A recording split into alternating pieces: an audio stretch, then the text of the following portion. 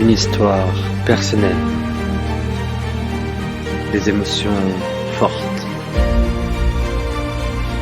un récit où chacun peut s'identifier, une vie digne de ce que tu mérites. Bienvenue sur l'envol du phénix. Aujourd'hui, j'ai envie de te tourner le podcast différemment, et en même temps pas tant que cela. Je vais encore une fois te parler de mon état et essayer de nous donner autant à toi qui m'écoute qu'à moi qui vis actuellement cette émotion. Et j'aimerais te parler de l'inquiétude. L'inquiétude, selon sa définition, est un état pénible déterminé par l'attente d'un événement, d'une souffrance que l'on craint, par l'incertitude où l'on est. Alors, avant de continuer, je tiens à te préciser que c'est peut-être le podcast le plus dur à tourner pour moi, car il touche un point essentiel. Et c'est le sentiment qui transmet le mieux ce que je vis actuellement, l'inquiétude. C'est étrange car ça me touche au plus au point, ça m'éloigne du moment présent et du fait d'accepter mes émotions et de les vivre. À l'heure où je t'écris ce podcast, mes larmes sont au bord de mes yeux et prêtes à déverser sur mon visage le débordement d'émotions retenues à l'intérieur de moi. Car oui, si tu ne le savais pas encore, les larmes est le moyen que ton corps a trouvé pour extérioriser un surplus de chimie, un surplus d'émotions, que ce soit de la joie, l'admiration de la beauté, l'accumulation, le stress, la peur ou la colère. Et je voudrais pouvoir lâcher ces larmes, pouvoir nettoyer mon esprit du passé qui gouverne mes pensées.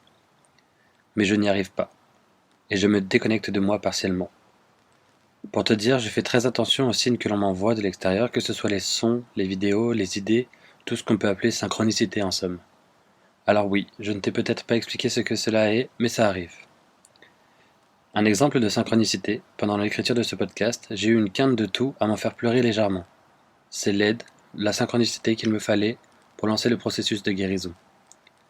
Alors oui, comme tu le sais, mon père a un cancer, et je me retrouve en fait confronté à ce que j'essayais de me convaincre.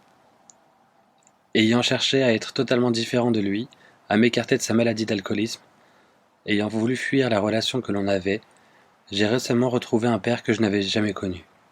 Comme s'il manquait quelque chose à ma vie.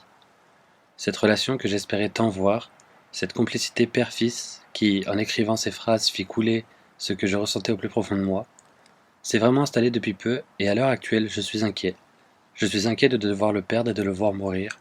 J'ai peur, affreusement. Et j'ai pris le même comportement que lors de la mort de mon grand-père.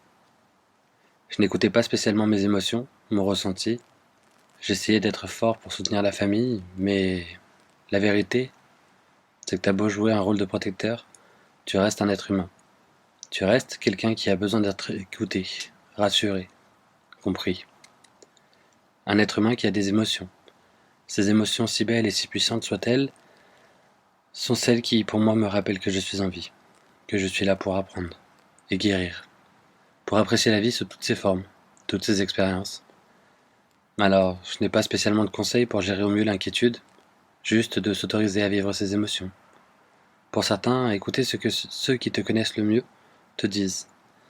Pour d'autres, ce serait de prendre en considération le décalage que tu remarques sur ton comportement habituel et ton comportement actuel.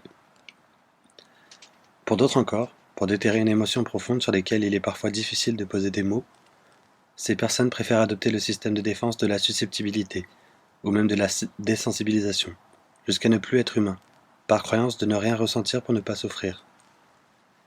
Mais quoi qu'il en soit, c'est du bullshit. C'est une croyance que l'on essaie de jouer, un rôle qui ne nous correspond pas et nous éloigne de qui on est réellement. Nous sommes des humains, composés de doutes, de croyances, utiles ou non, et surtout d'émotions, pour pimenter chaque expérience. Alors prends plaisir à les accepter, prends plaisir à accepter qu'il faut parfois du temps, et de la répétition, avant de comprendre ce que tu vis. Prends plaisir à être perdu, à ne pas savoir quoi dire ou comment réagir, car il n'y a que ça qui te permet de te réaligner, de te retrouver, de prendre à tout moment une nouvelle direction, une vie qui te correspond mieux. Alors je m'égare peut-être, je dis peut-être trop d'informations à la fois, mais je sais pertinemment que, premièrement, écrire me fait du bien, c'est la manière que j'ai de pouvoir extérioriser mes pensées, mes émotions et mes croyances. Deuxièmement, je sais que beaucoup trop de gens font de leurs émotions, de leur vécu, de leurs doutes, des tabous, par peur de paraître faibles. Mais s'il y a bien une chose que tu pourrais prendre plaisir à retenir de ce podcast, c'est que ta plus grande force est d'assumer ta vulnérabilité, ta faiblesse selon toi. On a toujours été faibles et c'est grâce à notre faiblesse que nous nous remettons en question et que nous faisons en sorte d'évoluer, de se rapprocher chaque jour de qui nous sommes et de ce qui nous fait réellement vibrer. Sur ces jolis mots, j'espère t'avoir permis de souffler, de prendre une pause, et je t'invite à vraiment le faire si c'est nécessaire pour toi. Je te dis à très vite pour un prochain podcast de plus en plus authentique.